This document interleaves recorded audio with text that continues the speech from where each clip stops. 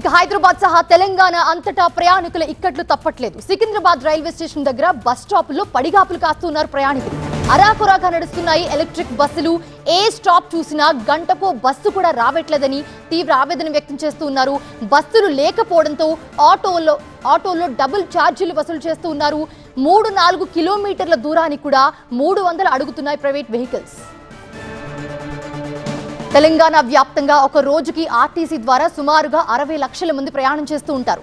మహాలక్ష్మి పథకం ఉండటంతో 40 లక్షల మంది మహిళలే బస్సులు ఎక్కుతున్నారు. ఒక్క హైదరాబాద్ సికింద్రాబాద్ రీజియన్లోనే రోజు 24 లక్షల మంది తిరుగుతూ ఉంటారు. ఇప్పుడు ఈ 24 లక్షల మందికి సమ్మె నరకంగా మారింది.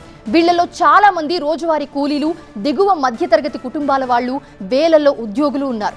ఇప్పుడు వీళ్ళందరి పాలిట సమ్మె నరకంగా మారింది.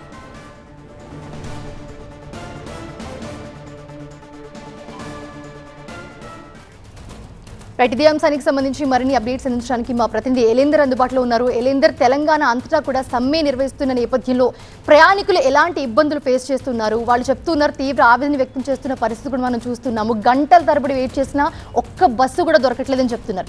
ఏంటి వాళ్ళ వర్షన్ ఎలా ఉంది?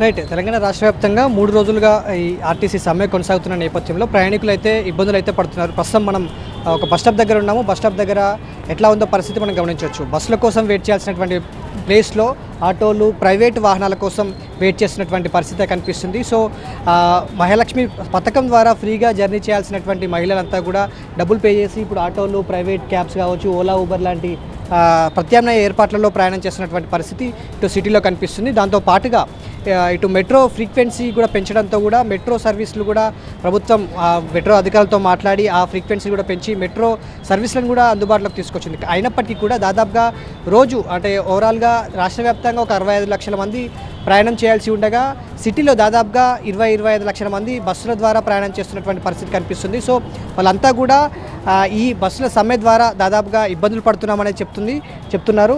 ఓవరాల్గా దాదాపుగా 10,000 వరకు కూడా తెలంగాణ రాష్ట్ర వ్యాప్తంగా 10,000 బస్సుల వరకు ఉంటాయి. దాంట్లో 3,000 నుంచి 4,000 వరకు కూడా అద్దె బస్సులు ఉన్నాయి. దాంట్లో ఎలక్ట్రిక్ బస్సులు కూడా ఉన్నాయి. సో అవి మినహా మిగతా బస్సులన్నీ కూడా డిపోలకే పరిమితం కావడంతో దాదాపుగా 25-30% బస్సెస్ మాత్రమే రాష్ట్ర వ్యాప్తంగా రోడ్లపైన తిరుగుతున్నటువంటి పరిస్థితి. కొన్ని ప్రాంతాల్లో ప్రైవేట్ వ్యక్తులచే, ప్రైవేట్ డ్రైవర్చే ఆర్టీసీ అధికారులు ఉన్నటువంటి డిపోల ద్వారా కొన్ని బస్సులను తిప్పే ప్రయత్నం చేస్తున్నారు. సో అవి ఎంత మాత్రం అంటే డిమాండ్కి తగ్గ సప్లై అనేది అంటే బస్సులు తిరగడం అనేది రోడ్లపైన కనిపించని పరిస్థితి కనిపిస్తుంది. సో హైదరాబాద్ లాంటి నగరాల్లో మెట్రో అండ్ ఓలా, ఊబర్ లాంటి ప్రత్యామ్నాయ ఏర్పాట్లు ఉన్నప్పటికీ కూడా గ్రామీణ ప్రాంతాల్లో, జిల్లాల నుంచి గ్రామీణ ప్రాంతాలకు వెళ్ళేటువంటి వారు మాత్రం తీవ్ర ఇబ్బందులు పడుతున్నటువంటి పరిస్థితి. కానీ కొంతవరకు స్కూళ్ళకు సెలవులు రావడం కావచ్చు, కాలేజీలకు సెలవులు రావడంతో పిల్లలంతా కూడా హాస్టల్ నుంచి కావచ్చు, లేకపోతే స్కూళ్ళకు ఇంటికే పరిమితం కావడంతో కొంత ఆ పిల్లలు ఇబ్బంది పడేటువంటి పరిస్థితులు అయితే కొంత తగ్గినప్పటికీ కూడా పాక్షికంగా సమ్మె ప్రభావం అయితే ప్రజలపైన ఎఫెక్ట్ పడిందనే చెప్పుకోవాలి.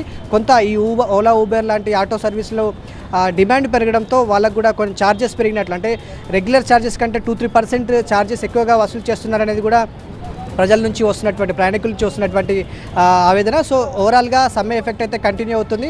సో ప్రస్తుతం నిన్న జరిగినటువంటి ఇష్యూ ఏదైతే శంకర్ గౌడ్ ఆత్మహత్యతం కావచ్చు, చనిపోవడం కావచ్చు, మిగతా ఇద్దరు సూసైడ్ అటెంప్ట్ చేయడం లాంటి ఇష్యూస్తో ఇటు ఆర్టీసీ సంఘాలు, ఆర్టీసీ జేఏసీ కావచ్చు, ప్రభుత్వం చర్చలకు సిద్ధమై చెరొక అడుగు ముందుకు వేయడంతో చర్చలు అయితే కొనసాగుతున్నాయి. ఈ చర్చల సారాంశం ఎట్లా ఉన్నప్పటికీ కూడా ప్రజలైతే తీవ్ర ఇబ్బందులు పడుతున్నటువంటి పరిస్థితి అయితే గ్రౌండ్ లెవెల్లో కనిపిస్తుంది. సో చర్చలు ఎటువైపుకి దారితీస్తాయి, సమ్మె కంటిన్యూ అవుతుందా, లేకపోతే ఈరోజు జరిగేటువంటి మీటింగ్తో కంక్లూజన్ వస్తుందా అనే అంశాలకు సంబంధించి వేచి చూడాల్సిన అవసరం ఎంతైనా కనిపిస్తుంది. సో ఆ క్లారిటీ వస్తే తప్ప ఈ ఎఫెక్ట్ అనేది ప్రజలపైన నుంచి భారం తప్పే అవకాశం అయితే కనిపించని పరిస్థితులు అయితే గ్రౌండ్ లెవెల్లో కనిపిస్తుంది.